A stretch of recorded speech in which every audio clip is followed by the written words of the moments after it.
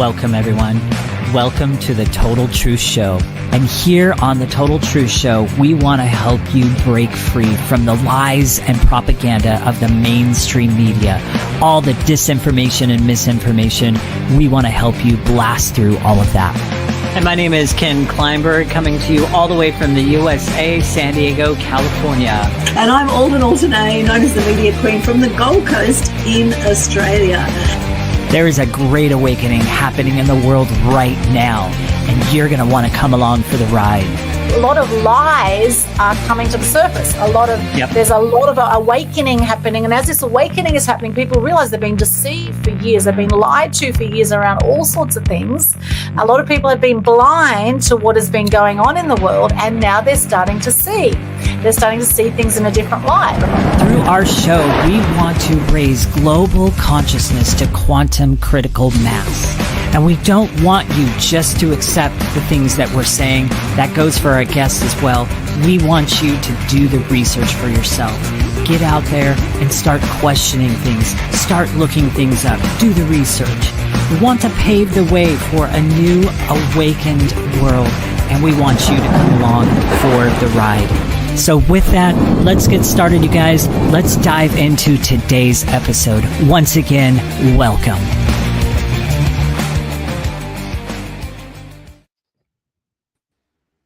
Hello, and welcome to Total Truth Show episode 101. Oh my gosh, 101. And we did have an absolutely epic 100th episode. Thank you to our guest that came on. That was absolutely awesome. My co-host here, Ken Kleinberg. How are you going today?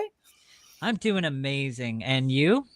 Excellent. Thank you. Excellent. I'm so excited about our guest today. Now, before we introduce her, I want you to know this lady is a Les Brown alumna. She's a beacon of resilience, a true warrior who has transformed her pain into power. As the founder of AndreaMasons.com and Press Play, Plan Life According to You, LLC, she has dedicated her life to guiding people from survival to success. An adoptee who turned adversity into triumph, she has empowered people to break free from fear, self-doubt, and limitations. She chose to refrain from living a life of vengeance to leading a life of victory, inspiring others to do the same. Press play on your purpose, passion, and power. Please welcome Andrea Mason. Yay! Welcome. Yes. Hello, everyone. How are you doing? Oh, my goodness. It's an amazing honor, privilege, and pleasure to be here. Thank you so much for having me. You're welcome. Oh, thank you, Andrea. And I love this topic, the truth about forgiveness and mental health. Such a hot one. Now, forgiveness is an interesting word in itself, because forgiveness, some people say, is like making somebody else wrong by forgiving them, because you're saying, oh, you've done a wrong thing, done a bad thing, I'm going to forgive you for that. And some people say, well, you can transform that and actually go to appreciation, actually be grateful for the gift that you have. So that term in itself is a very interesting one.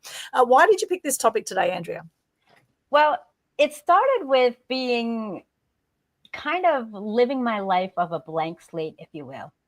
Let me circle back and bring you back for a moment. So I was brought to America from Colombia during the cartel as an adoptee. It was a drug zone era, war-torn era at its prime. My parents were not able to care for themselves, so they put me up for adoption. Now, at that time, I was told at the age of 7 that I was a treasure. 11 months old, 11 pounds, that's a pound per month. Those angelic numbers were the restoration of a new beginning. Now, when you look at a blank slate and you have no photographs, medical records, nothing of your ancestry lineage at that time, you're like, well, where do I fit in? How does this happen? And so my parents had told me that I was a treasure. And what happened was, beyond the walls of my home, truth can be told, kids can be cruel, and they were. And they said, if your parents don't love you, how could you love? That was the downward spiral, the pivoting moment where I was just getting hurt, abused, and bullied of every kind. But you fast forward, and we can get into the different segments, but you fast forward and people say, well, why didn't you just forgive and forget? Ladies and gentlemen, it's not that easy. Lewis B. Smead said to forgive someone is to set a prisoner free, only to realize the prisoner is you. So at 7 years old, here I am with an unconditional love of my American parents, thinking I'm the greatest thing since sliced bread, their gift, their treasure. And to walk into society with those false, limiting beliefs, non-believers and naysayers saying that, how could I love? So the reason why I chose forgiveness is because with each and every encounter I've made since then, whether positive or not, I had to take the lesson of that loss. I had to take the lesson of that experience and learn how to move forward. Now, Ken knows this. I'm the master's of failing at everything. But with every failure, you move forward. And that's why I chose forgiveness, because not only had to I forgive others for I didn't know where they were, let alone myself, but set the prisoner free of my mindset and my belief system that I had for myself. Back to you. So powerful, Andrea. Wow, what a story. And I actually know quite a few adoptees, and I know that just being an adoptee in itself, there can be all sorts of feelings of rejection. Why was I given away? And it can lead to lifelong issues if these things aren't dealt with.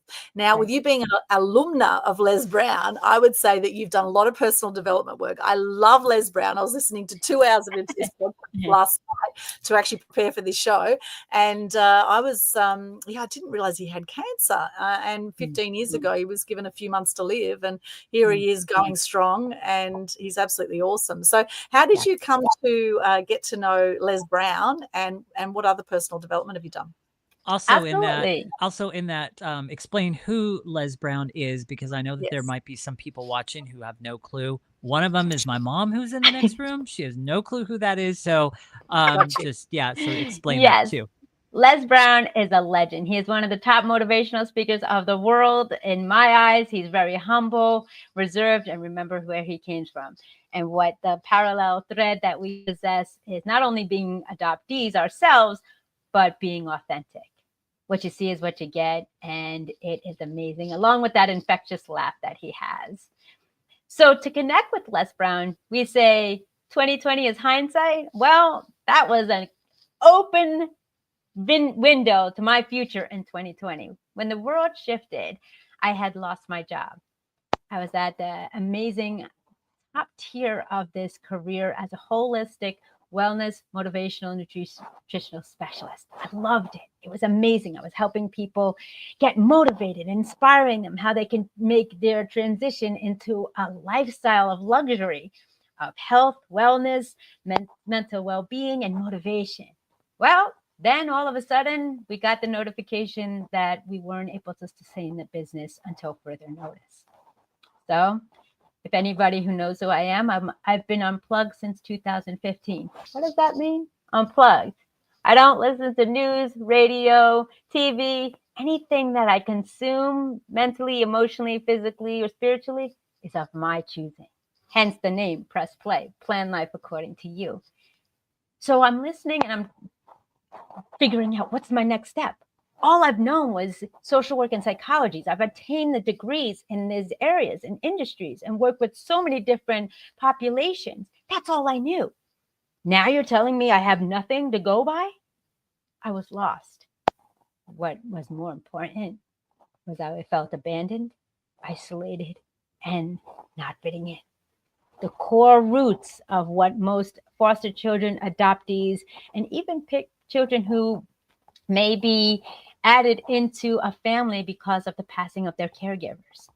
So scrolling through, trying to learn this whole social media thing, because I was always behind the scene, behind the desk, behind the curtain, never in public. And I hear, are you going through it or are you growing through it? Huh? Wait a minute. Is that Les Brown? Les Brown, the man that I've been studying since 2015, along with The Secret? What? And I noticed on the social media feed, he was hosting an academy. And so that was when my life changed. Hindsight, 2020. And blank slate. Had no idea what the future holds. And so I said to my family, I'm going to make the first financial, emotional, life transformation investment in me, and I won't let you down. Sooner or later, after the course of the time, I graduated from his academy. I was able to speak to the man virtually, first time live, the eve of Thanksgiving that year. And since then, I have not only met him in person, but I've had him on my platforms, and he inspires me like another father. He reminded me, and I'll never forget the day that we connected on November 23rd, I believe it was. You could correct me if I'm wrong. It was the eve of Thanksgiving. And he said, Andrea, dream big. 11 pounds of greatness. They didn't know then, but they know now. And since then, I've applied every teaching, principle, thought, watched his mannerisms, learned what he does. Because what do? You go to the best of the best to be your own. But the trick was on me. Not only was I an amazing student past my experience, which oversaw my early years where I failed at everything, but now I had to make it my own. I figured out how to customize it. I'm not the next Les Brown, but I'm Andrea Mason, the global voice. But how do I create my identity? Well, the way I learned and stepped into it, ladies and gentlemen, I said, I'm going to start forgiving people. I'm not going to carry this weight and sadness with me all my life. It's too much baggage. But first, as much as sadness and pain and betrayal as you get when somebody hurts you and you're ready to forgive them, 9 times out of 10, they've already moved on. But we're stuck with those scars. We're stuck with that anguish, that baggage, that pain and suffering, and bring it with us. So I had to turn my pain into purpose. I wasn't going to live a life of vengeance anymore. I wasn't going to let other, quote of Les Brown, other people's opinions become my reality. Ladies and gentlemen, when we forgive, we feel like, as Aldwyn said, we feel like we're giving power to that person, that there's justice in what they've done, that we're being the vulnerable one to not let it take over us. But I ask you, stop playing that reel in your head, because if you don't face your past will continue to chase you. And what I did was I looked at each scenario under a microscopic lens and said, wait a minute. At that time, I was carrying the baggage from this relationship. At that time, I was attracting what I was focusing on. At that time, I was putting blame on others when it should have really reflected upon me. So when we talk about achieving personal freedom through the healing power of forgiveness, you have to get a mindset right. You have to be bold enough and brave enough, as Ken would say, get to the root cause of it and learn about where the person or persons are coming from with their perspective, their upbringing, their environment, their state of mind, and say, am I going to reflect this information or am I going to deflect it? Am I going to absorb it, accept it, or acknowledge it and check them respectfully? I understand that you feel that way. Can you let me know what drew you to that conclusion? When you face somebody with questions, they're not prepared. They stop in their tracks. Wait a minute. You're not going to let me just keep going, and you're not going to be like, woe is me and the martyr syndrome? No. Ask questions. That's what we've stopped doing a long time ago. So that's where we need to start. Yes, love that. Absolutely. And that's one of our mottos here. Yeah, go ahead. Yeah. Yeah. We always say question everything, right? Question everything. Yes, Ken? Wow. Yeah, it's like we both chimed in, I think, with the same thought. It's just like ask questions, and it's something that we, it's something that we as the people, stopped doing years ago. And that's been the big problem. That's why we are in the mess that we've been in. 2020, that's why that was allowed to go on and all that stuff, because people had stopped asking questions. And then all of a sudden, when the whole, we call it scamdemic, came along, everybody fell into the fear porn, hook, line, and sinker, until a lot of them finally started to wake up and then realized, oh my gosh, what did we fall for, right? And but yes, that's what we're passionate about here on this show, is start asking the hard questions again, start looking at the data for yourself again, start looking at alternative sources, stop following the mainstream media. Absolutely. Yes, and I'll add to what Andrea was saying there around forgiveness. There's a great saying that resentment is like wanting someone else dead, but you take the poison, right? Resentment, wanting someone else dead, but you're taking the poison. So the more we can forgive and find appreciation and gratitude in the learnings for all the challenges, that everything happens for us, not to us. Everything happens for us, not to us. Just taking on that attitude that, okay, how is this happening for me? This is an interesting challenge I'm going through right now. Like, for example, here's one I've just faced recently, 17th of December, a week before Christmas. My mum had a fall. She already had dementia. She had a fall under the care of a carer. Yes, a lot of anger came up for me that this happened.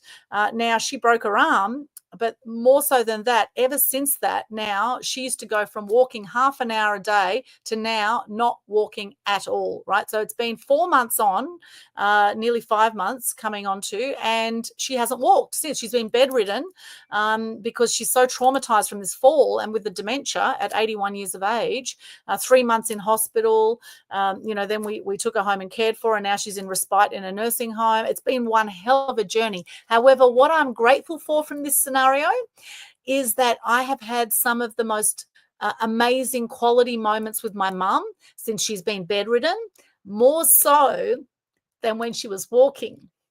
And the things we take for granted, the things we take for granted, like walking, being able to walk, and I have a whole new appreciation for carers.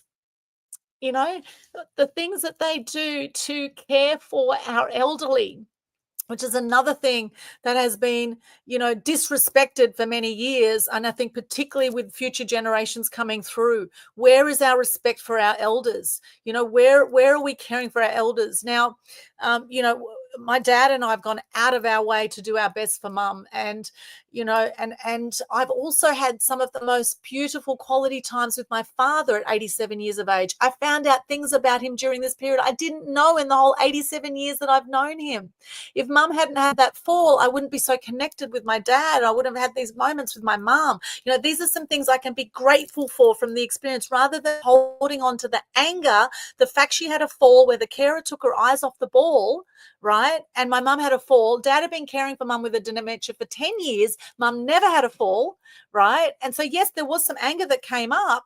And yes, I complained to the ombudsman, etc. And there was a big investigation done into it. Now, Anglicare Southern Queensland, which is the company this happened through, they've done a full investigation of all their processes and systems. Now they're making sure with any of the people on their books who they think might fall, they're getting walkers for them. They're making sure that they've got everything in place to now make sure this doesn't happen to someone else, right? Or for someone else. And I had a meeting with the Anglicare Southern Queensland people, and I actually said to them, I have peace over this situation. I know that it was an accident. I know the carer wouldn't have meant for this to happen, and I have peace about it. I'm not going to sue you. I'm not going to do any of that, and now, thank goodness, now they're looking into their processes, and now they're going to do their best to minimize this happening to anyone else.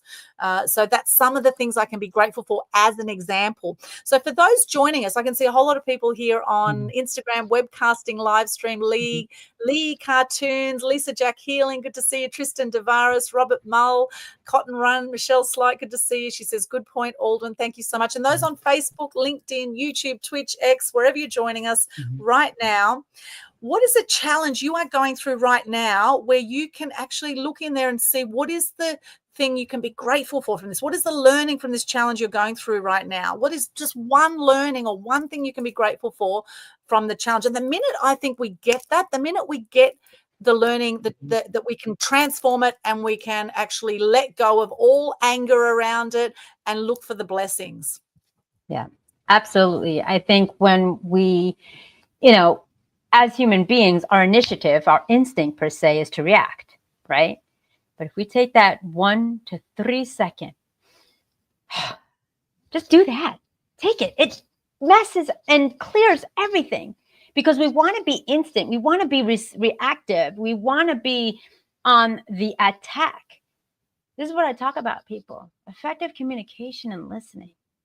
If you take a few seconds, as we did with you, and respect for the people on this platform, if you just listen, take a few seconds. Take a deep breath before you respond. Just imagine how many things can be dissolved or kind of deflated rather than going to 100. I'll never forget one of the things that I was conversing with when we had the shift. I was just kind of saying to individuals, well, what are your plans? And when we look at life through two different lenses, one of the negative, one of the positive. And the greats say energy flows where focus goes. So if we have the ability to have that reactive mode, what if we had the ability in that 3-second reaction to say, I'm going to choose to breathe for a second? Imagine what that could do. Imagine if you just kind of took that breath in and out and just said, wait a minute. One of the key tactics that I think is important that I encourage youth to do today, because we have the limited attention span, is to take a moment when you're conversing with someone, texting someone, gaming with someone, what have you, and somebody shares something with you, I challenge you. Oh, so you're telling me A, B, and C. It's called reflective communication. I use it all the time. And it has actually helped me enhance my communication and listening skills. Because you can say something, and if we've all learned this. I can hear my mother right now. It's not what you said, it's how you said it. And if you think about that, the tonality, I can say, man, today was just a rough day. I'm just so tired. Today was a rough day. I'm just so tired. I can't, or you know what? Today was a rough day. You just look up the emotions, the affect, the tonality, the attention, and where the attention flows on the emphasis of the word. And you reflect back to that person, not in a teacher way, but just like, oh, Ken, so you told me about that? Aldwyn, I'm so sorry your mother fell. I can only imagine what that feels like. And I know probably the caregiver was probably felt so guilty and helpless at the time, knowing the result is like this. And I'm sure your father was like, the one time that I am unable to care for her, she's in professional care, and this happens. Or you can be like, Aldwyn, yeah, you know what? I totally agree. Those healthcare professionals, they have an overworked, underpaid. I can't believe it. What are you doing? You don't even want to care for your mother, and your father doesn't want to take your mother. She's a burden. She gave you life. She gave you time. See the difference? So taking that 3 seconds, just a deep breath in, and that 3 seconds. 3 seconds. That's a quarter of a reel that you scroll on social media. 3 seconds. Learn how to respond as opposed to react. Back to you. Yes, beautifully said. So important.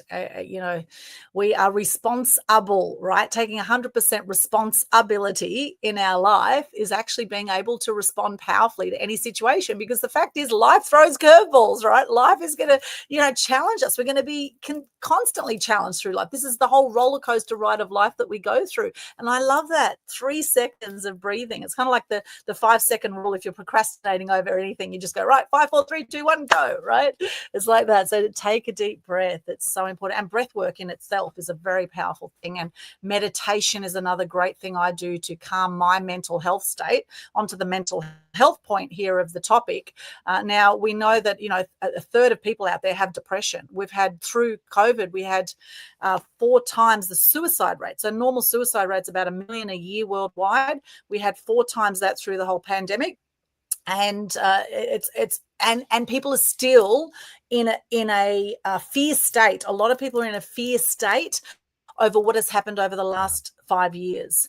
So what are some other things you do, Andrea, other than breathing, what are some things you do to regulate your state or to help with mental health or help your clients with mental health? Yes, I know, Ken, you wanted to say something before I jumped in, so I'll let you speak. Go ahead. No, I mean, I just wanted to just kind of like add to that. So one, I love the 5-second rule. That thing is just that's amazing. 5, 4, 3, 2, 1, go. Don't think about it. Just go. And all that stuff. But it's true. It is really powerful to take those 3 seconds and and I'm going to be the first to admit, sometimes that's a hard thing to do because there are times where you're just simply reactive to the moment. And, lately, even with some of the things that I have been encouraging my mom with, one of the things that's come up is like, not being so reactive, but being proactive in the moment. And I'm still learning that skill. I'm learning that skill through my business. I'm learning that skill with a lot of things, being proactive and not reactive. Reactive makes you a victim of the circumstances. Being proactive means you choose to take an empowered approach, meaning that the situation doesn't go away, the circumstances doesn't go away. There's still a storm raging and roaring around you. You've just chosen to take a higher path through that and empower yourself and be proactive with what what you must do. I want to be careful not to say what you need to do. There's a careful, usage of that word, but what you must do, what you get to do, right? Proactive. And me saying all that, like I said, that doesn't mean that I've mastered it. Heck no. Heck no. But yeah, so that's what I wanted to add. Yeah, and I think the other alternatives, I mean, 3 seconds is nothing. The 5-second rule is still, short.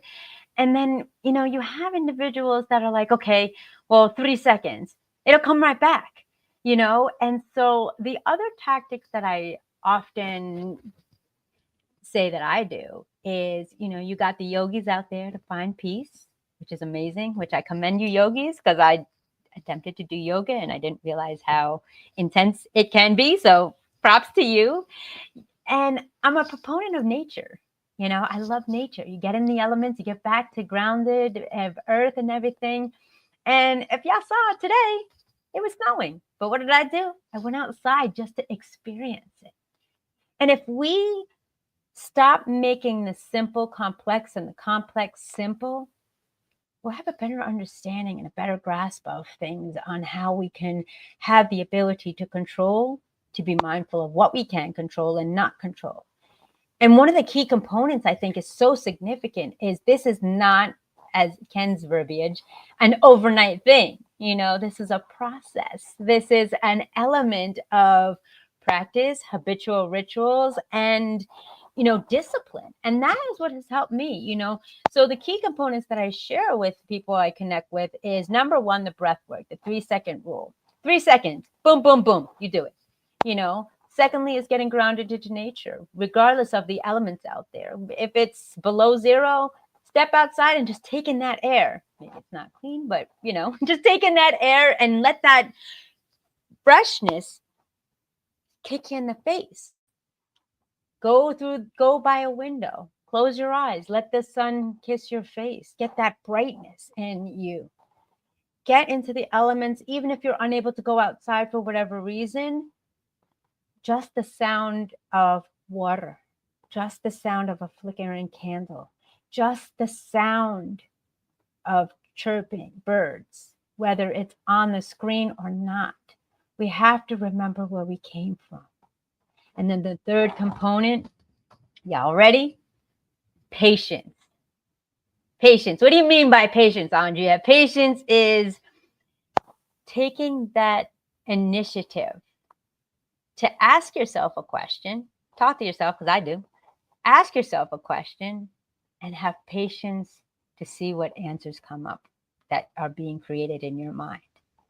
When we practice patience, we deliver peace. When we deliver peace, we find solutions. And when we find solutions, we make progress. So the 3 key tips would be, number 1, the 3-second rule, the deep breathing, taking that breath moment. Because honestly, I don't know about y'all, but I realize that we don't breathe properly as humans. If you think about it, we do not breathe properly as humans. No. Secondly, getting into the elements of whatever that means to you. ASMR, bathtub, getting into nothing like a nice soothing shower or bathtub, or even stepping out to elements for a few moments. And then thirdly, patience. Having patience and peace to allow progression. Back to you. So regarding patience, I've got to, so that is one of the things that I teach. I don't know if I shared that with you, Andrea, during the times that we've been talking and different things like that. But one of the things that I teach, and the embracing part of the framework of what I use with my clients, and I just was diving into a client with this concept the other day. Patience over perfection. Patience over perfection. One of the questions I ask during, this particular section, and then I'll explain what I mean by patience over perfection, because it translates into embracing the journey. So, but one of the questions that I typically ask when we're on this subject of embracing the journey and embracing being patient with yourself is, and I'm going to invite you, as I ask this question, take a moment and let it sit with you. Let the oh, good Lord, let that hit you.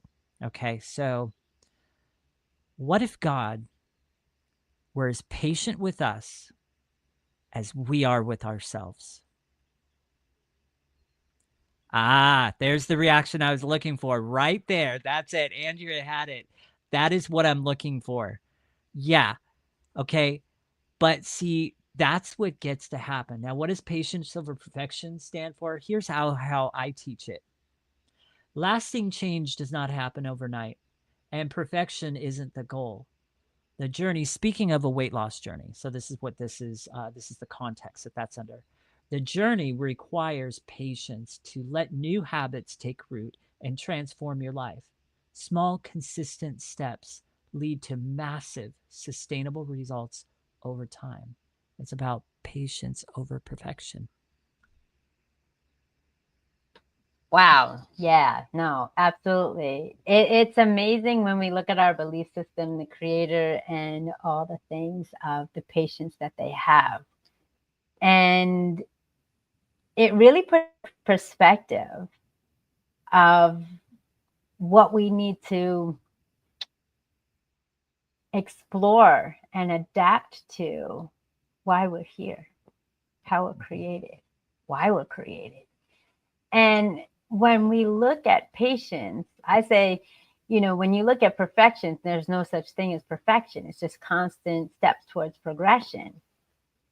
And if we looked at patience, the way our belief system and what people connect with, and we look at it as unconditional love, we look at it as forgiveness, we look at it as without judgment, and we look at it as being a reflection of one another. It goes to that old saying of treat people how you want to be treated. Because if we haven't had the ability to have that 5-second, 3-second moment, if we have not mastered or applied the ability to take the moment to say, I'm sorry, or I understand, then we're not giving the 100% of ourselves to be authentic and patient with others. Someone once said to me, you want to change somebody? You want to influence, empower, enlighten, and, enhance the quality of life of someone? Well, how hard have you worked with yourself? How easy is it for you to do that? Have you done that for yourself? Have you applied that for yourself? And that's when we have to ask the question, why am I so impatient with this person? Why am I so impatient with the progression that I'm anticipating? And then when we explore, it's from the external influences and the programming and reset from our environment and upbringing. Because if you think about it, when we do something for the first time, we don't expect to get it right, but they do. We don't expect to win the trophy, but they do. And when we have the ability and the bravery to look in the mirror at our reflection and say, you know what? I'm going to give grace, I'm going to have patience, and I'm going to do my best. Then we apply patience as the stepping stone towards progression. You find me someone that's perfect, I'll be quiet. But you find me someone who's patient, you'll see progression. Back to you. So much gold, Andrea. Gosh, I love listening to you. Now let's go to this press play. Plan life according to you. Where did this idea come from? Yes, excellent question. I love answering this question, to be honest. So press play, as I was mentioned before, I was bullied from my peers in school, thrown into trash cans, shoved into lockers. My peace of mind was eating my lunch in the bathroom stall of the girls' bathroom just to escape the toxicity. If I'm lucky, I can maybe get to the nurse and say, you know what, can I go home? Because I'm not feeling well.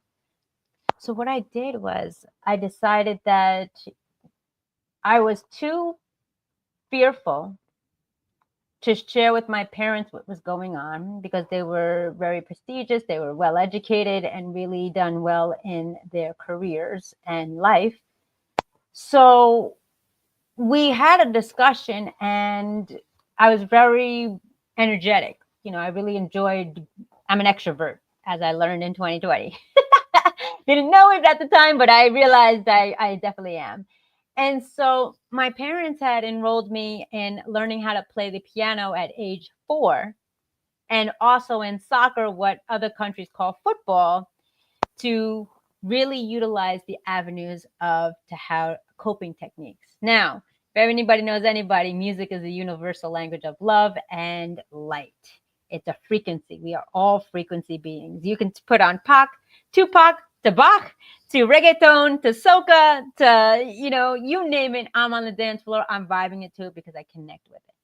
So that was my outlet for any emotions. I would get really deep dive in the lyrics, or I would take a deep dive in the rhythmic beats. Now, on the other side of the coin, athletics was soccer. I loved soccer. But what was beauty about soccer was I learned how to lose. I learned how to be a team player. I learned about leadership and I learned about loss.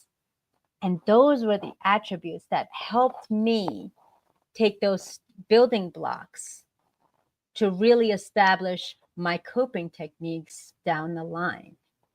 So when I would want to kind of escape for a moment, what would I do? Play the piano. When I wanted to have fun in athletics and really be jovial, I would play soccer. You want to watch a good movie? You press play. You want to hear a good song? You press play. And so I was able to develop the acronym into plan, life according to you. We don't look at that. How many times has someone asked you, hey, Aldwyn, are you happy? Do you love what you do? You wake up every morning with a smile on your face and enjoy what you do? How are you feeling today? Ken, has there ever been a time that you really saw yourself doing something and you saw yourself that you have this dream that you want to achieve? Have you taken action on it? These are the questions that, again, people react to as opposed to respond. It's just pure etiquette. How are you doing? You see someone on the street. How are you doing? You're at a party or a social event. How are you doing today? What are you doing? Are you enjoying everything? And then what happens is that we're not taking the initiative, that we understand that we are the vehicle, we are the pilot in our own vehicle. People can guide us, people can dictate, people can lecture, you can have knowledge, you can have information. But if you're not allowing it to be adaptable to you, you're not applying the principles to you, including and embedding your morals, ethics, and values and customizing it to yourself, you might as well just be just like everybody else, following the masses, not asking questions, and not being your authentic self. Now, when the world changed, should we have access to this many million people? No, it's an emotional overload. Judgments, emojis, likes, shares. She didn't say this. Are they talking to me? It's an emotional overload. But then we also had to shift the lens. When we didn't have that support system, who do we turn to? Les Brown says, don't be the person to go to when you can't go to them. Paraphrased, of course. And I was that person. I was the listener, the provider, the problem solver, the solution specialist, the resolute. Who do you, Andrea? And then I started realizing, well, hey guys, I have a situation. Echo. Crickets. I wasn't planning my life according to me. I was planning my life to be the people pleaser and answer everybody's questions, fill their cup from an empty vessel. So I had to take a step back. Am I leading the life I want to live? Am I loving the life I am? Am I thriving or am I surviving? And so the birth of play was having people shift the lens towards everyone else's validation and approval and turn it towards them and be acceptance and approve of their self-reflection. Back to you. Yes, the journey of self-love and self-acceptance is the massive one, right? For a lot of people. I know it's been huge for me too. I was bullied as a kid as well. I grew up as a first generation Australian with Greek, Turkish, Ukrainian background in the Northern Beaches area of Sydney. And at the time it was a very strong Anglo-Saxon area. They didn't really understand people who had come from Europe and in fact, I don't think there were any Asians or Indians there now. Now it's full of Asians and Indians and Europeans. Things have certainly changed in the last 40 years or so. However, back then there was, people just didn't understand people who had different background. Even though I was born in Sydney, I was born in Australia, but had so much bullying, and that ended up leading to a lot of self-harm and I went through a really dark period after that. I didn't want to be here for a long time. And thank God I've transformed that. I've had depression over the years. I've had 4 friends take their own lives as well by the age of 45. So nowadays I do a lot to take action in this area to promote good news, to inspire people to live lives they love as a result of that, right? So that's turning, my pain into purpose and looking at, how did that happen for me? How has that made me more compassionate of people from all sorts of different countries? And Australia is one place where it's very multicultural, and, we don't have as much racism now as we used to have, thank goodness. And I'm in Queensland, which used to be very redneck. Now even Queensland is changing nowadays. So, it's quite a journey. And 3 big fears that people often have is that I'm not loved, I don't belong, and I'm not worthy, and learning to overcome that. Like, I've invested over $1 million in my business and personal development. It is the best investment you will ever make is in yourself. You're with yourself from the beginning. You're with yourself till the end. What are you doing to invest in yourself, to allow yourself the time to breathe, the time to nurture yourself, the time to give your body what it needs? And, I know as a journalist for most of my life, I've been in the media, and it's been go, go, go, go, go. And it's been this high adrenaline lifestyle. And it's taken a lot for me to learn to slow down, to learn to meditate, to learn to do beach walks and have swims in the ocean without feeling guilty, to learn to do yoga and have saunas and get massages without feeling guilty for nurturing myself. And the more self-love I've had, the more I've been able to give to others, the more I've been able to show up and be of service to others, because hurt people, and healed people heal people. Yes, I think that's so key, because, when we learn to love ourselves, then we just want to share it with everybody, because you're giving back you're filling the void of absence, abandonment, betrayal, and bullying and abuse. And it's like, you know what? I'm going to do this with or without you. And thank you for the lessons that I learned not to do. And thank you for the lessons of what I want to be.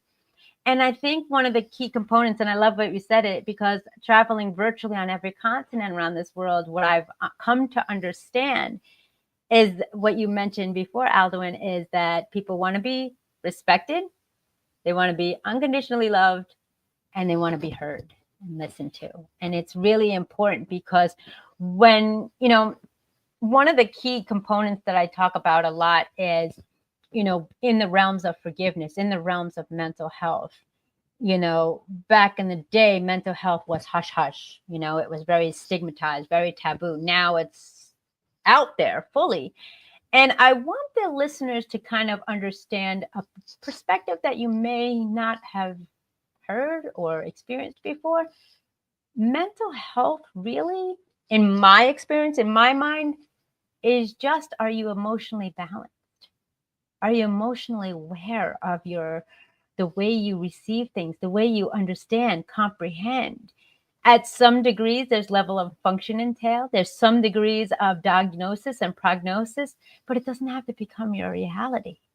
I mean, you think about it. One of the exercises that I do is, I mentioned earlier on, if we don't face our past will continue to chase us. And you were talking about the situations of the environment that you were in Australia, about the changes and the multifaceted cultural differences amongst people.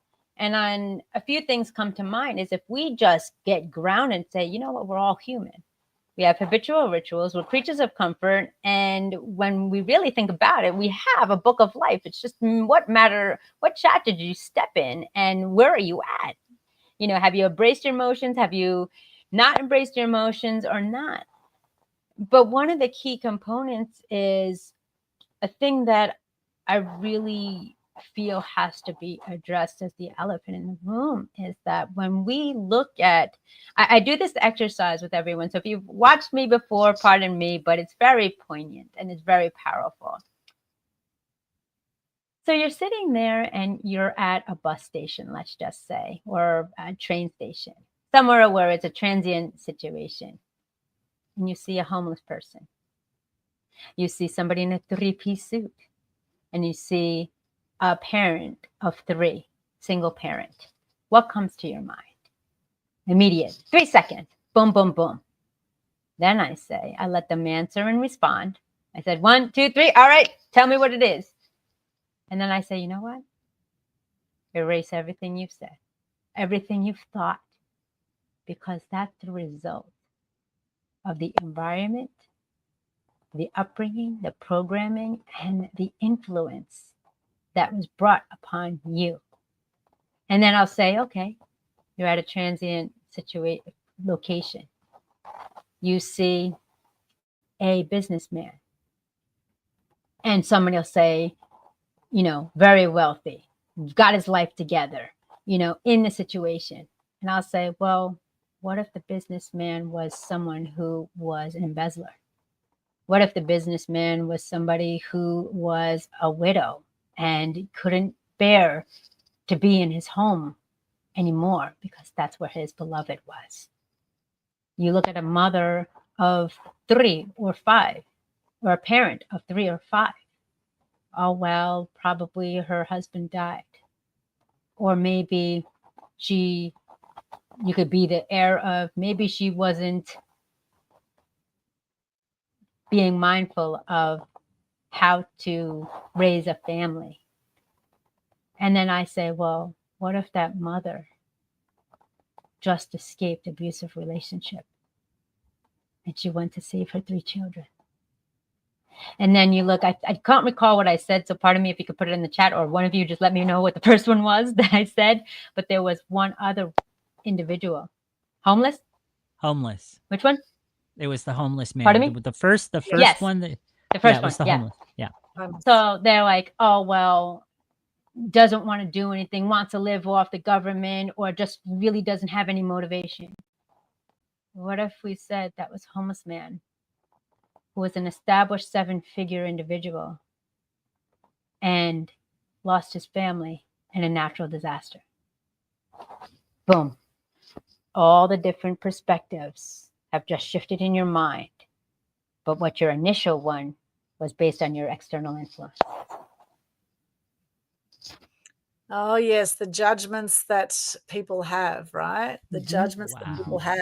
And there's a story about that, about someone seeing a woman with kids that were really rowdy on a bus. And this guy turned to the woman and said, can you just, shut your kids up? They're making so much noise, etc. And then, the woman said, well, they just lost their father this morning. As in the father just died this morning of the 3 kids that were running amok, right? So that's the thing, is that we judge and we assume and we put our filters and perspectives on a situation. We look at someone who's homeless and think, oh, they're a bum, they've probably got drug problems, they're probably alcoholic. There's no need for anyone to be homeless. Yet there's a lot of millionaires actually who have ended up homeless. And in fact, one of the fastest growing homeless populations is women over 50. And often it is domestic violence situations. And of course, that goes either way. Of course, there's a lot of men that also experience domestic violence as well. It goes both ways. But yes, let's not be so quick to assume and to judge, and, notice what we're saying about other people. Like if we say, oh, that person's really arrogant, that person's really nasty, that person's angry, generally, if you're putting a trait down in someone else, it means it's suppressed within yourself. And the DeMartini method, anyone who knows Dr. John DeMartini's work, he will actually do a whole process around this, where anything we say about someone else, we then look into our own life and go, okay, where have I been angry? Where have I been arrogant? Where have I been like it? Because we've all had experiences of that. And yet how often do we go, oh, that person's just like that, right? Well, that person may be showing one facet of that, but what about all the other facets that person has shown in their lifetime? And I do believe that, we're all magnificent creatures of God, we are spiritual beings having a human experience. And I think often the human experience can be our biggest downfall when we are not conscious of the thoughts that we are saying, the things we're saying to ourselves, the things we're saying about others, the things we're saying about the world, the things we're saying about all the things we can't control. Right. You can control how you show up and how you do life. Yeah. Oh, you're on a delay. Sorry. one of the biggest journeys is this journey also of self-forgiveness, because how often are people so hard on themselves, or they say throwaway comments like, oh, you're such an idiot, or, whatever. How often, do you say bad things about yourself? How often do you put yourself down? How often when someone gives you a compliment, do you say thank you, or you go, oh, that's just blah, blah, blah, right? Yeah. No, absolutely. We are our own worst critic, and, we have to be mindful. Words are spells. We cast them upon people, but really, in honesty, it's the boomerang effect. It's twofold and comes back to us. We put these people in high regard, but why wouldn't we do that for ourselves? You know what I mean? And you had mentioned something that was very powerful about self-care. Our health is our number one asset. Without it, we're not here. You know, they teach it 101. And I mean, when you first go on a plane, put your mask on before putting it on somebody else. And I think one of the key components that is really important in today's day and age is, you know, one of the perspectives is we're constantly in competition with one another. And when we're constantly in competition with one another, what comes secondary? Ourselves. And we don't know what's going on in each other's lives. We're not mind readers, nor do we have the bravery for some to ask what is going on.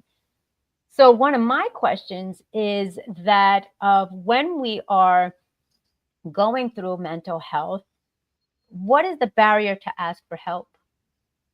What is the reason you're not asking for support? What is the reason that you've put this victim mentality upon yourself that you're unworthy of others?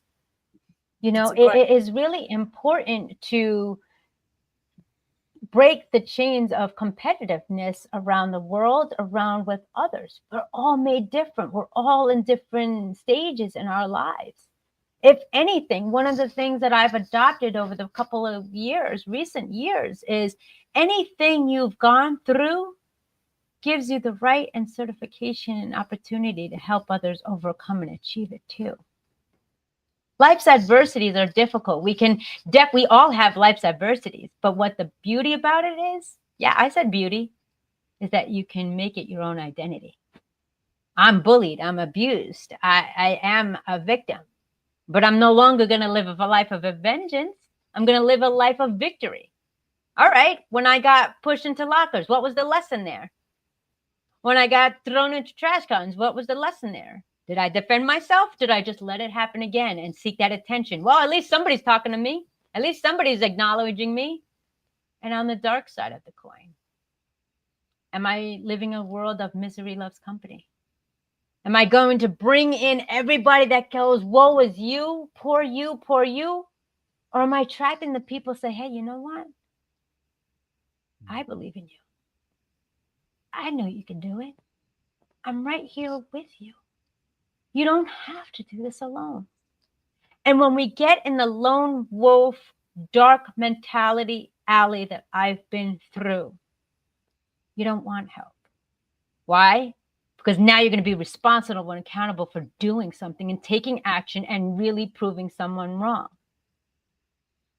I don't want attention or to feel better because I like the numbness. It makes me feel alive with the pain. But if I feel happy, if I'm healthy and I'm joyful, then I'm just stuck up. I think I'm better than everybody. I think I've got all the answers. What if we looked at the mentality? This is what I've gone through. This is what I learned. These are the options I've explored. Let's sit down together and see what options can be created for you. Beautifully said. Love that. We've got some great comments coming in. We've got Adam Savran here on LinkedIn. Loving your work, Aldwyn. Thank you, Adam. Thank you so much. Appreciate that. Jonah Theb Kasho. Hello. Good to see you there on Facebook. You should always be in competition with yourself. Yes, interesting comment there. And Jonah also says, break free from the prison within. Yes, love that comment too. I can say, see there, Instagram, we've got Semak Dogan has joined us. Hello, Dr. John Noda, good to see you. Gippers Socks, hello. Wherever you have joined us from, or Grippers Socks, it says Grippers Socks. Good to see you there, guys. Let us know, what are you getting out of this conversation? If you have any questions for Andrea, Ken, or myself, please pop them in as well. We love this to be an interactive show. Really appreciate you hopping on live. And yes, let's look at this thing about competition, because the way, of course, that the powers that be control is that they divide and rule, right? Divide and rule. And it's great to get conscious to this divide and rule strategy going on in the background to control the masses. Now, what are your thoughts about that, Andrea, this whole divide and rule idea? It's very interesting, because when you divide and rule, what does that immediately come to me? Power. Now, some people say power is positive. Some people say power is the way that I don't have freedom. I don't have a choice. I don't have free will. Some people say the powers that be within have the right intentions in mind. So I'm not a fan of the word power. Anybody who knows me, I'm very particular of my words. And I have seen so many times in my personal life, people rather, I say, rise and unite as opposed to conquer and divide. Because if you think about it, when we are growing up in the world, we have these authoritative figures, teachers, parents, family members, caregivers, community, and so on and so forth. And you want to believe that their intentions are true.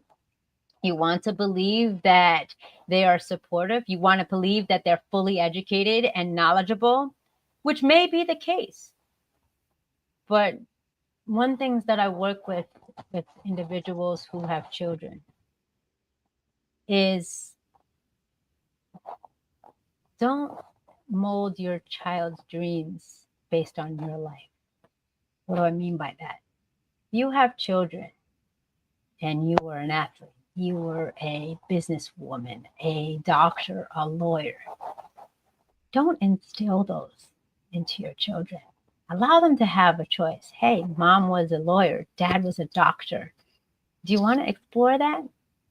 And have a conversation with them. I think one of the things that is lost in today's day and age, as I mentioned earlier on, is communication.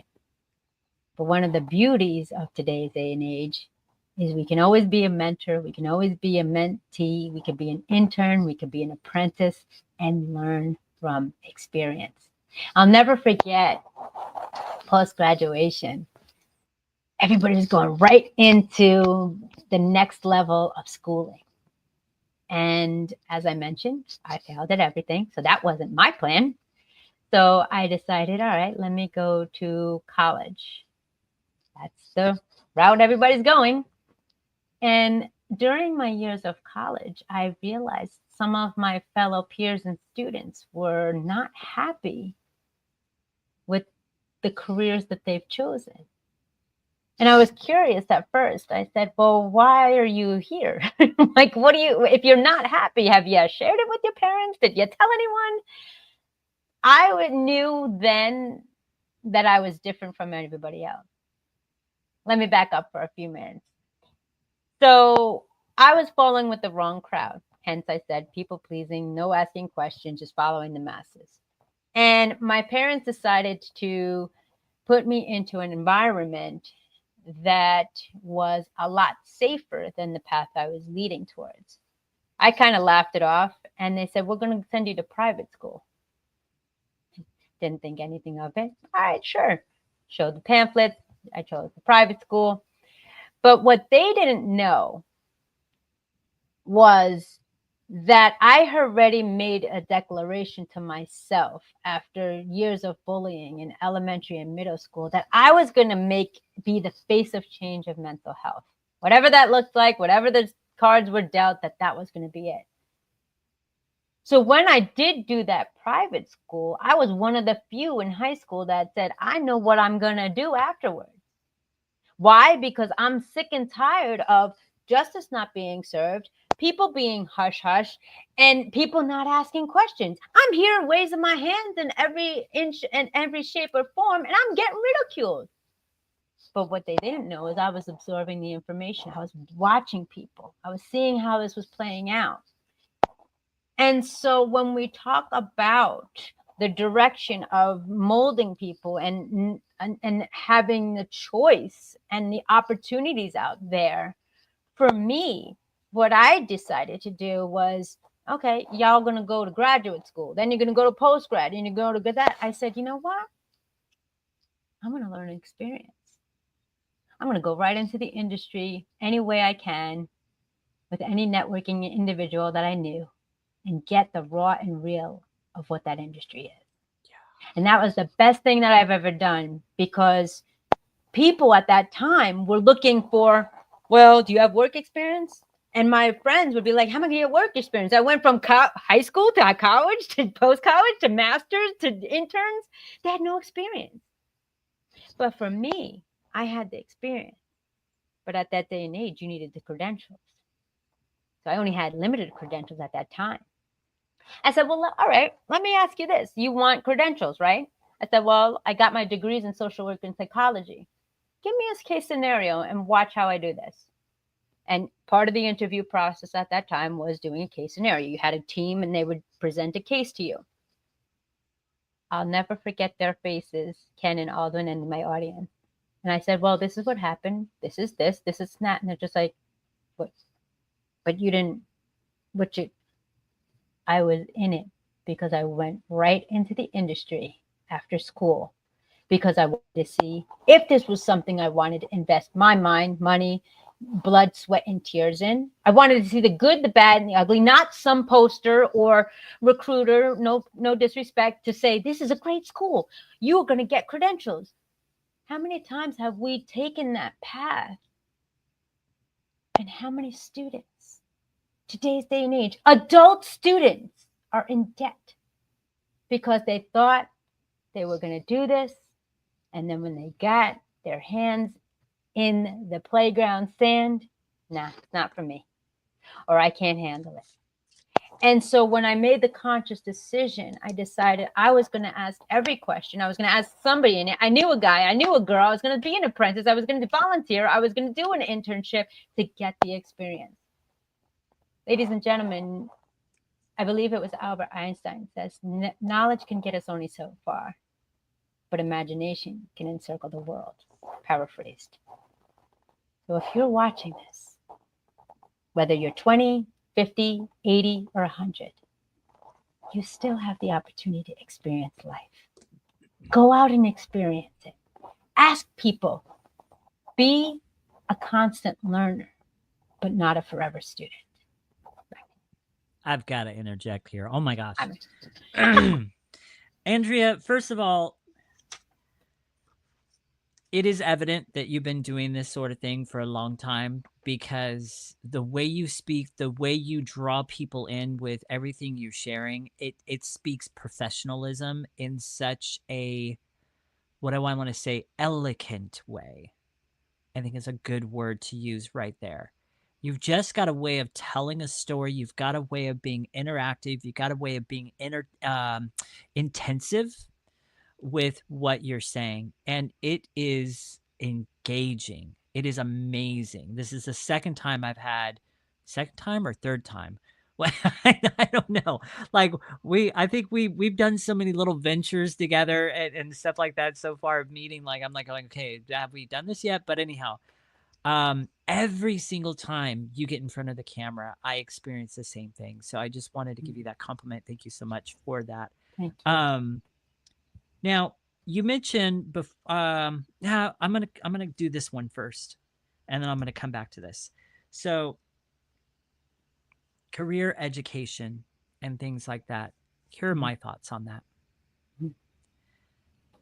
I too went through the whole age of industrial experience. Where's your industrial experience? Da, da, da, da, da. I rolled my eyes at it back then, and I even more so roll my eyes at it now. Here's why. I really don't think the college school system, the educational system, has much to offer people. I really don't think so. What I value nowadays is when I come across the person that has been self-taught, that has done the research, that has dove in deep, and they are coming at whatever they're doing with their whole heart entirely because of the deep research, the work, the tears, the sweat that they have put in themselves to teach themselves to learn. They've got hands-on experience. They've got all that. I will hands down hire somebody in my life for whatever that has that kind of experience. Hands down. Because I see that as a higher value than any credential, degree, certification, whatever that a person can have. I see the self-taught, the grittiness of that as way higher value nowadays than the educational system. So when I see somebody that's done it and they've got their self-experience and all of that, you are higher up than this person who's got all the credentials and certifications. That's my view on that. Now, the other thing, and so I definitely agree with you, Andrea. The other thing, so you mentioned the word power, and you kind of shared some of your thoughts around power. And I get that. Power isn't necessarily innately a bad word. It can be used in a very good way. The unfortunate thing is there's a lot of people that have used it in a very bad way, and that's the unfortunate thing. But power, especially when it's been given by God, power is a very good thing. I have this verse on my wall, Deuteronomy chapter 8, verses 11 through 18. Now, I'm not going to read the whole thing. I'm going to read the bottom portion here. There's a reason why I have this verse on my wall. And I'm going to say this is a good use of the word empower, or good use of the word power. If you listen carefully, you'll hear why I have this on my wall, because it's something I never want to forget as God is building my business and as God is raising me up and as God is increasing my income through my business and bringing me more and more and more and more people to help. I never want to forget this. I'm going to start with verse 17 and read through verse 18. Deuteronomy chapter 8. Beware lest you say in your heart, my power and the might of my hand have gotten me this wealth. You shall remember the Lord your God, for it is he who gives you the power to get wealth, that he may confirm his covenant that he swore to your fathers, as it is this day. I never want to forget who gives me the power, who gives me the strength. I don't want to become the person in my business that becomes puffed up, prideful. Look at me, the person that's finally making, I don't know, I'm just throwing them out there. I don't want to finally get to the point where I'm making 10K a month and go, look at what I've done. I want to remember who gave me that power, who gave me that strength, who caused me to grow, who brought the right people through my path. I want to remember that. That's the right word of the empower. That's the right context of power. And then there's another very important word that I commonly use in what I teach my clients. And that's the word empowerment. To become empowered. Yes. That is so crucial. Yeah, go ahead, Andrea. No, absolutely. Empowerment is a beautiful word. Power is I can see the positivity of power as the ability, the strength, the endurance, the bravery, the courage. That's how I would embody power. And both of you had mentioned something about, the belief systems in the world and, the creator, the founder, the higher energy, the higher self, the universe and everything. And what comes to mind was something that my parents had instilled in me that was very enlightening. When I was a kid, my parents were very well cultured and well versed, as I mentioned. And I remember we went to see a play, Les Miserables. Now, it's a very unfortunate and sad play, but I'll never forget the line that was written. And it talks about and reflects back to what we're talking about, seeing the good and seeing the real and the raw in people. And the line is, to love another person is to see the face of God.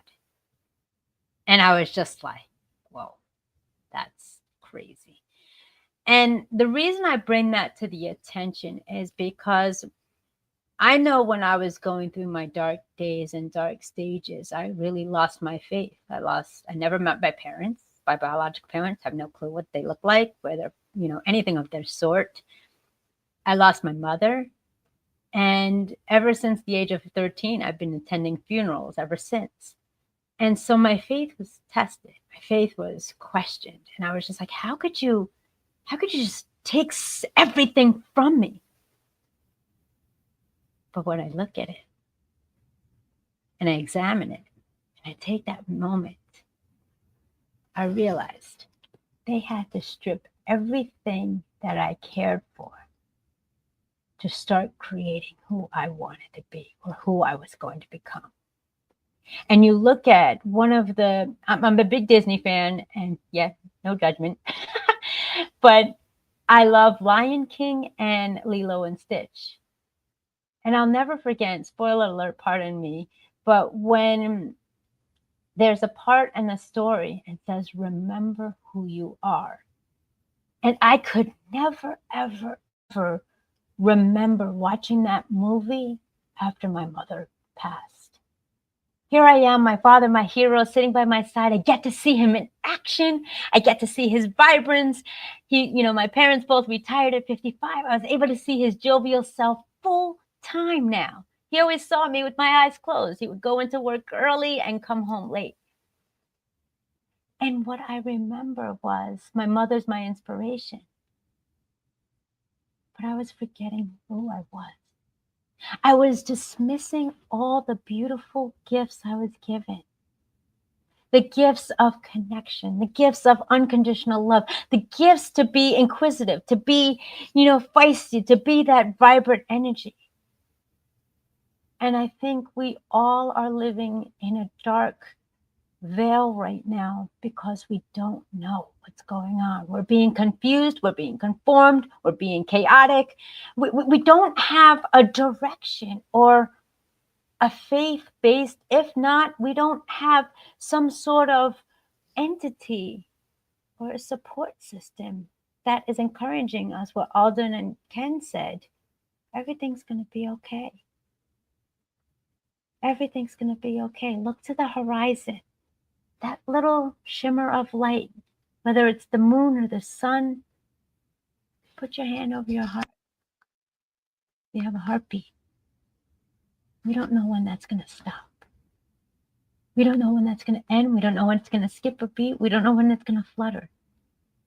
But we are reminded every single day when we put our hand over our chest that we have a moment, a chance and a choice to make things right.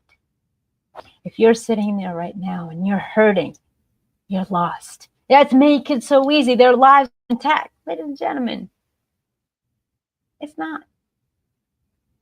We don't know what happens when we go off screen. We don't know what happens when the lights are shut off, the cameras are off. How many people cry in the shower? I do.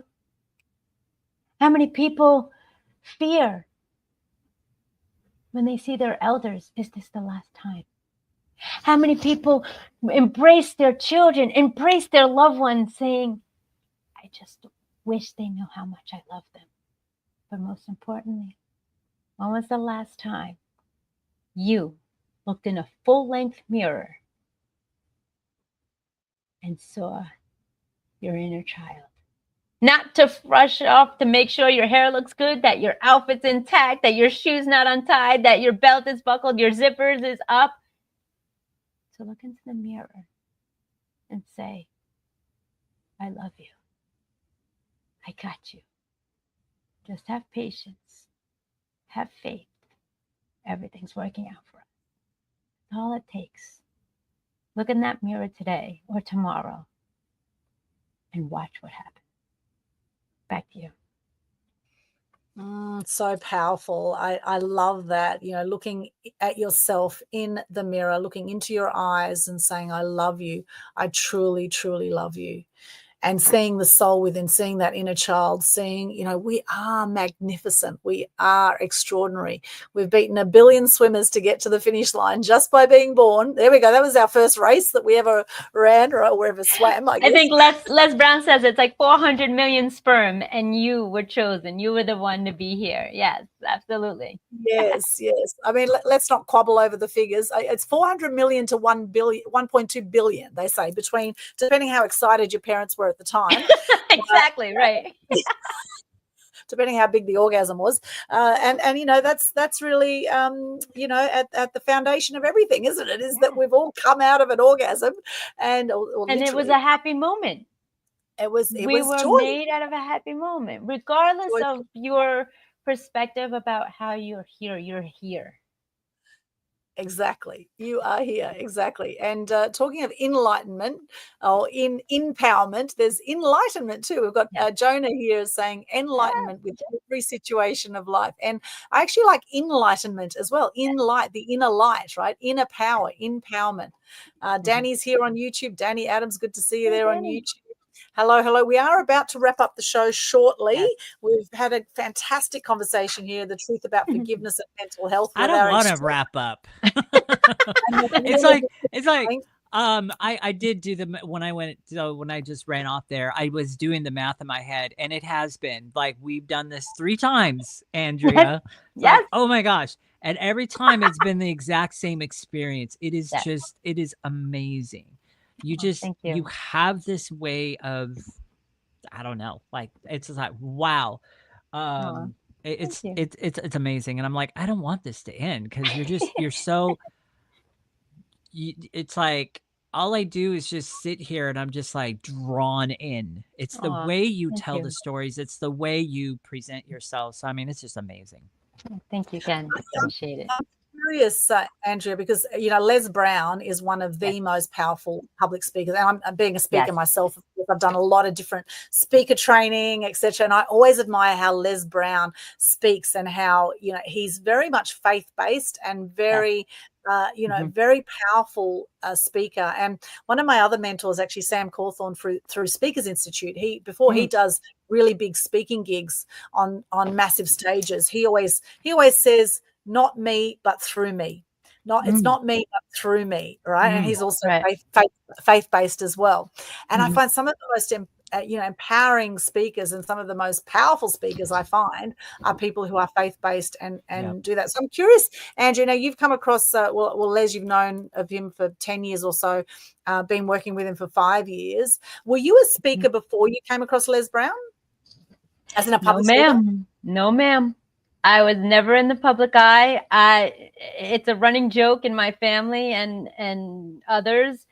I am what you call CIA. I am very anonymous. I am very incognito when it comes to my life and everything. And so I had to shift that acronym from whatever CIA meant of being private, introverted, very reserved to now constantly in action, CIA, because I feel that my voice is a reflection of somebody else and that, you know, someone's listening and someone's watching. You know, it's really important that I have, you know, one of my techniques is when I did graduate from the academy, I don't know where this came from. It was a challenge. I'm going to do a video every day. Well, ladies and gentlemen, I did a video every day for YouTube for 3 consecutive years. And now I have over 1,500 videos on YouTube about anything and everything. And it's just the matter of, instead of pressing play, I just hit record and I speak from my heart. And individuals will say, I love what you talked about then. Oh my gosh, where did you get that script? Where did you get that idea? And really, it just started on, I believe it was October 1st of 2020. And I remember it was snowing too. And I just threw on the camera and I was just like, let's go. And I just nonstop since then. And it wasn't until July of last year that the technology gremlins, like I said, I'm still learning to be friends with technology, but the technology gremlins, I lost my entire operating system. So for 3 months, I was without any operating system. And I kind of took that, being faith-based, that, all right, you need to just stop. You need to just embrace and kind of see what you've done and celebrate. We don't celebrate ourselves. How many things do we do in our lives and just go through the motions, do the motions until someone says, hey, Ken, how many years have you been successful with your nutrition and wellness? Oh, it's just been 7. It's just been 10. Okay. Have Just. you just been 10? When was the last time you did your annual celebration? Aldwyn, when was the time you celebrated yourself and said, you know what, it's my birthday and I'm excited and I want everybody to share with me? We don't celebrate ourselves. Somebody else has to. And so I was able to take that message one way or another. The universe, the faith system, or myself will literally press pause on life to say, hey, yo, can we stop for a second? Because you have not even acknowledged anything that you've done. You just keep going. And it's one thing to put blinders on, to be focused, but it's another thing to dismiss the hard work, the integrity, the mission, the message, and the legacy that you're building. Why are you even doing it if you're not going to acknowledge it? So celebrate you every single day for all the small wins. The wins. Focus on the wins. I Yeah. have to share a story in regards to focus on the win. It's something that Yeah. I teach in my boot camp. But before I do that, I wanted to say to you, so have you heard of Myron Golden? Not good with names, but if you say something that probably say, yeah, I know it, but we'll see. Myron Golden, he's got a YouTube channel. He is phenomenal. Both my coach Francine and I have been through his 5-day challenge, all the other things. He's faith-based, and he has a similar story when it comes to YouTube videos. He made a pact that he was going to put out a video, whatever it was, for like 3 years and just constantly put it out. Yep. And now his channel has like millions of followers and everything else. But he is somebody that you definitely need to go find on YouTube and follow him. You will love the way he teaches his stuff. He's 100% faith-based. He has some interesting ways of bringing it across. He has 2 channels though. He has one channel that's dedicated to Bible study and he has another channel that's dedicated to his main content work. Go check him out. You need to follow him. He is excellent. He will be Myron who? Byron Golden. Golden. Okay, just so I know. M-Y. I'm going to forget that in 2 seconds. M-Y-R-O-N and then Golden. Okay. Yeah. Gotcha. Now, focusing on the wins is so important, and it's part of the growth mindset. So we have 2 different kinds of mindsets out there. We have the fixed mindset. We have the growth mindset. Now, I am going to share a story. I'm sorry. I have to compose myself. I know him. I know him. I've been watching him for years. So, okay. Awesome. Good. Yes. Sorry. Great person to be. Moment. Pardon me. Yeah. Good.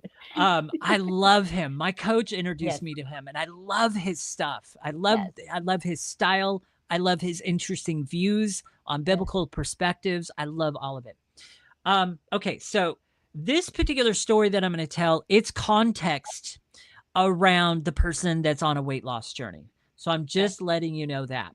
So what we are doing is we are showcasing the differences between the all or nothing fixed mindset person and the no matter what growth mindset person. Here's the story. And I think this is perfect as we wrap up and what you were saying on focusing on the wins.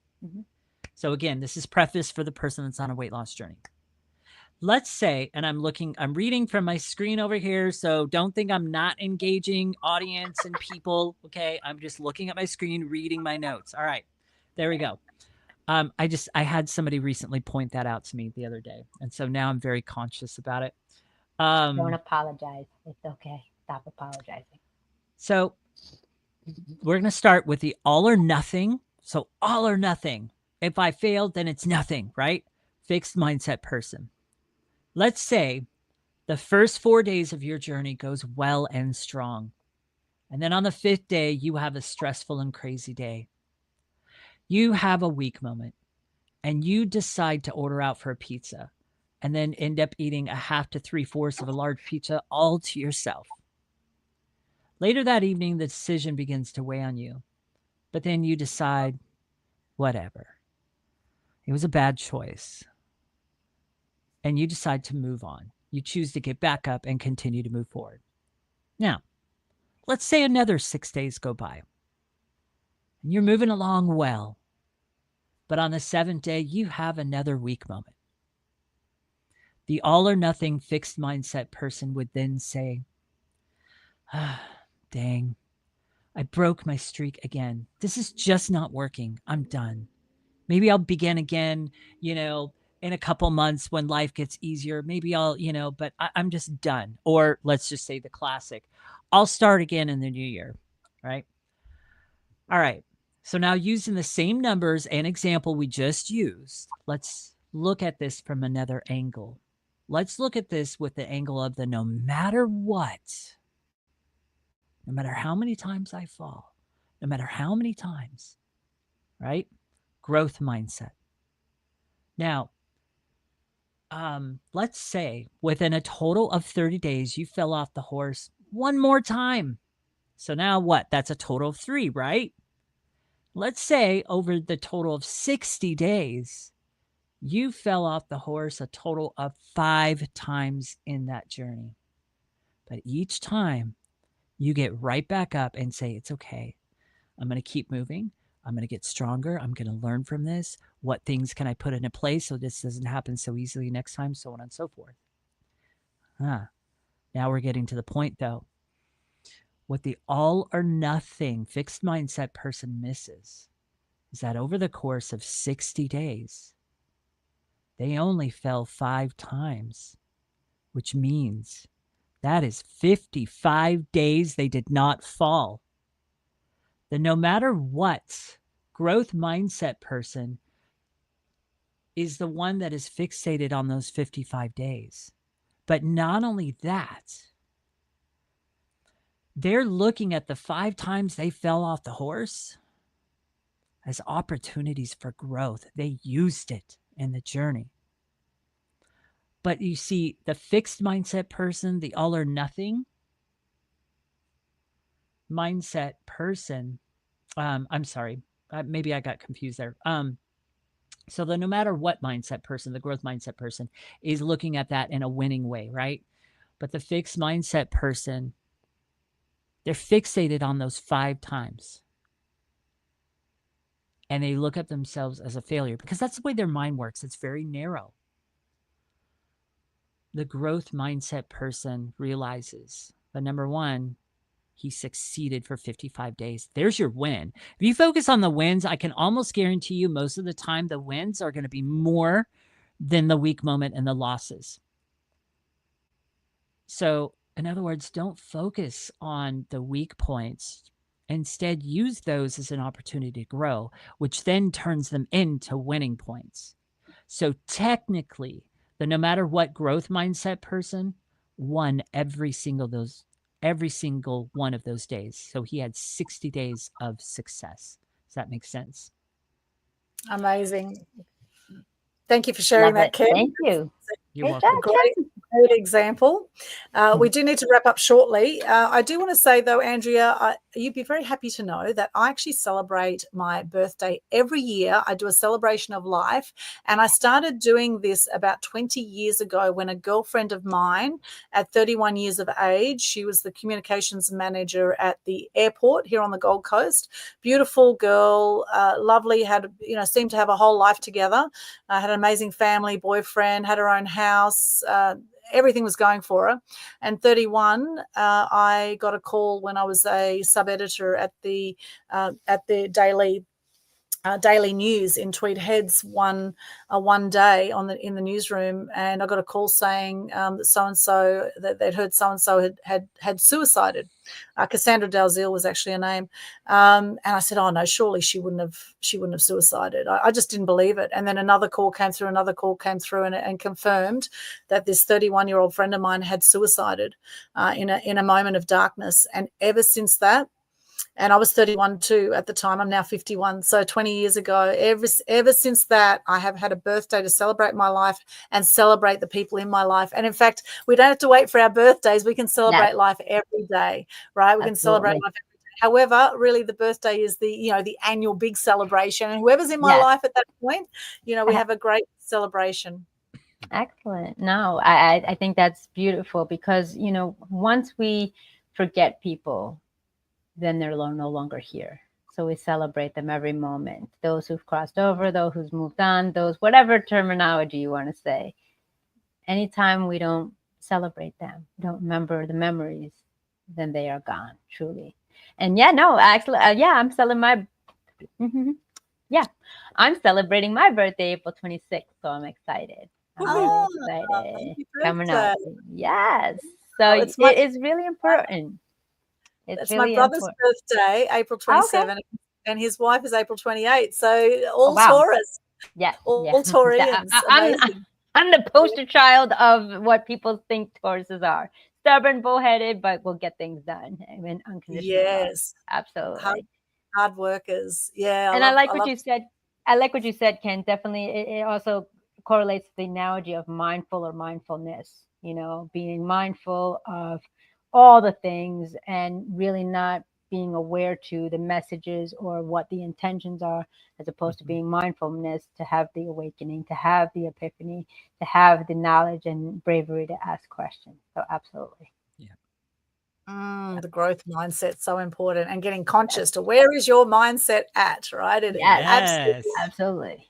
absolutely affects your mental health, which Yes. is what we're talking about, and whether you're forgiving yourself or others, or whether Yeah. you're appreciating yourself or others right now. This has been absolutely epic show. I've loved it. Thank Danny you. Adams, as with his big fan, love watching your videos. Thank you so much, Thank Danny. Really you. appreciate you. Everyone who's joined us on Instagram, Facebook, LinkedIn, YouTube, Twitch, X, wherever you're tuning in, what have you got out of this show as we start to wrap up? Let us know, what have you got out of this show? If you've really enjoyed it, we would love for you to share the love, share the video wherever you're tuning in, or the audio, and follow us, etc., on Facebook, on Spotify, etc. So Andrea, if people want to work with you, where do the Andrea, is that you say Andrea? Andrea, how do you say it? How do you say Andrea, turning on a switch. Andrea, yes. But if that's the worst you could call me, I've been Andrea. I've been mispronouncing your name this entire time. Andrea, yes. You said it a few times correctly, but you were so in the moment. It's okay. I don't take things personally. 4 agreements. Be impeccable with your word. Don't take things personally. Don't judge and do your best. Nice. All right. I won't feel bad about it. You shouldn't. Andrea, it's you beautiful didn't when you ask. say I didn't ask. Andrea, where can people connect with you, Andrea? Yes, absolutely. My website is www.andreamasons.com, because someone took Andrea Mason. And if you really enjoyed this segment, email me am.pressplay@yahoo.com and type in Total Truth, and I will gift you a gift, especially just for being here and connecting with you. Thank you so much. That's wonderful. And if people want to work with you, how do you work with them? Yes. So I do one-on-one coaching. I'm available for speaking events, book events, as well as webinars and group coaching. So I have all the things that if you need it, I'll provide it. If I'm unable to provide it, I'll provide you with the resource that can. Absolutely. Beautiful. Thank you so much, Andrea. Andrea, beautiful. So check out Linktree, linktr.ee for those on audio. That's Andrea, Andrea, Mason, Mason, Press, Press, Play, Play. You will find all her links. Thank you so much. And do you have a favorite quote or motto you'd like to share with us today? Yes, this is a quote that I've actually created on my journey thus far. Remember, through the trials and tribulations, miracles are made. I'm a living testimony. Through the pain and the suffering, you can find passion and perseverance. And through the trials and tribulations, you can find triumphs. And when you choose to press play, plan life according to you, you will achieve the healing power of personal freedom and go from victim to victorious. Follow your heart, not the herd nor the hurt. For success and joyfulness are on the other side. Wow. Thank you. That's so beautiful. Andrea, I love that. I must say, in the back of my mind, I've been curious. Have you ever sought out to find your birth parents, or have you been happy with your adopted parents to move forward? Yes. So my parents were very strong advocates of finding my birth parents. And so I decided my senior year of high school, let's go. Why not? And the documentation that was revealed was, in, I guess, legal terms, that my parents would never reclaim me. Now, whether of that was personal choice or because they were unable to care for themselves, let alone me, we don't know. Now, I have connected with some mediums that say that they are no longer here, as well as I have siblings across the world. So I don't know. I don't have any documentation to really confirm how to even about it, but I am making it a point to go back to Colombia to kind of see where it all began. Wow. Yeah, that's beautiful. And they gave you the gift of life, right? Yeah, they gave me a gift of life, and my parents gave me the gift of love. I was chosen, as Les would say. It's a beautiful thing. So very beautiful. grateful. Thank you so much. Thank you, Andrea. And Ken, now how can people connect with you, my friend? Yes. I don't even know how I follow up with her kind of a story. It's like, wow. It's like, hi, I'm a weight loss coach. Yay. No, my gosh. All right. So for those of you, maybe this is the first time watching our show or something like that, you know who I am. And you don't know who I am. My name is Ken Kleinberg. Obviously, I am a mastery weight loss coach. I've lost 62 and a half pounds, and I've kept it off for 7+ years now, all without a diet and having that be sustainable. And right now, I'm giving away my 3 secrets to help you lose weight, feel energized, and get healthy without starving yourself or going on a diet. In just 3 powerful sessions with me, this boot camp that I have exposes the 3 biggest lies keeping people stuck and shows them how to fuel their body God's way so that they can break free and keep the weight off for life. And that's just in 3 sessions with me. That boot camp normally goes for $197. Right now, it's $97 while supplies last, if you will. And you've got nothing to lose but those extra pounds. You've got everything to gain in the right way, though. And so how you can get it in touch with me and sign up for that boot camp, catch that $97 that is a steal. It's at www.masteryweightloss.com/connect. On that page, the first button at the, on that page will be to my boot camp. There's 3 other buttons on there. You can connect with me on Facebook. You can subscribe to my YouTube channel, or you could book a free discovery call with me. Okay, so those are the ways you can connect with me. www.mastery, MASTERY, weightloss.com/connect. Woohoo. That is it. And my quote for today, and I haven't used this quote in a while, and I just thought in light of, just the conversation and different things, I want to use this quote again. And it's by my hero. Treat the word impossible as nothing more than motivation. That's by Donald J. Trump. Thank you, Ken. Awesome as always, and lovely comments coming through here. Robert Mull, we love you, Robert. Amazing wisdom, Andrea. He says, I loved very much to listen. You continue enjoying your journey and stay blessed always. And he says, hello to Aldwyn and Ken. Amazing show as always. Thank you so much, Robert. We love your work. And we have a lovely comment here by one of my Mass Media Mastery members, the beautiful Lorna Buckland. Now, Lorna was given 3 months to live about 41, I'd say now 42 years ago. She was given 3 months to live. She's an extraordinary lady. And Lorna is here on Facebook. She says, it was a great session. Thank you, Aldwyn, Ken, and Andrea. Thank you, Lorna. Welcome. Lovely to see you there, Lorna. You're amazing. Now, for those who want to be seen, heard, and known amongst the noise, who want to build their impact, their influence, and their income, then reach out. Let's have a chat. You'll find all my links on a Linktree/Aldwyn. This is my YouTube channel as well. linktr.ee/Aldwyn, spelled ALDWYN. Please subscribe to my YouTube channel. I would love for you to join me over there. We have thousands of amazing, inspiring videos. We have Media Queen TV interviews on there. We have Media Mavens show interviews on there. We have our other 100 episodes of Total Truth Show on there, and a whole lot of shorts and videos and comedy and all sorts of really cool stuff at my YouTube channel. So please go over there, check it out. Marketing tips, all sorts of cool stuff. So check that out there. And now also we have every month a fantastic opportunity for you to get into gratitude and to share good news. Now, by doing this, you will be lifting your energy. You will be helping to decrease depression and suicide rates. And you will feel amazing after doing this. It's free marketing for you as well, the Global Good News Challenge. And this is something that I started through COVID, June 2020, and we've now been doing it for 5 years. We've had Global Good News Crusaders sharing good news and gratitude across the world ever since, every single month. And huge shout out for this month. I've seen Linda Morrison's been doing her Good News Challenge. She's completed it, actually, the 4-day challenge for April.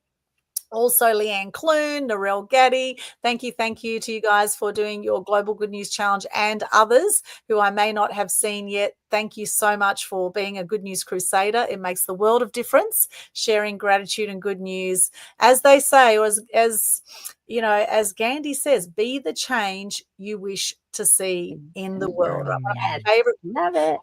If you're sick of all the negative news out there, then here's a way you can go out and you can make a difference, is do the Global Good News Challenge. All the details on how to participate is at the top of the Global Good News Challenge Facebook page, which you will find in my Linktree /Aldwyn. And also this is my Facebook page over there as well, Aldwyn Altuney Media Queen. You'll find a heap of stuff. All my links are there. Connect on there. Wherever you're on socials, let's connect. And I actually have a poem I actually want to read in wrapping up today, because last Saturday I had a big day. Last Saturday I actually did photos for the 20th anniversary of the Women in Racing function with the ladies that do this amazing work, the Women in Racing ladies, and the 20th anniversary. Then I went to a 75th birthday party of someone I've worked with in the photography industry for 30 years, 75th birthday.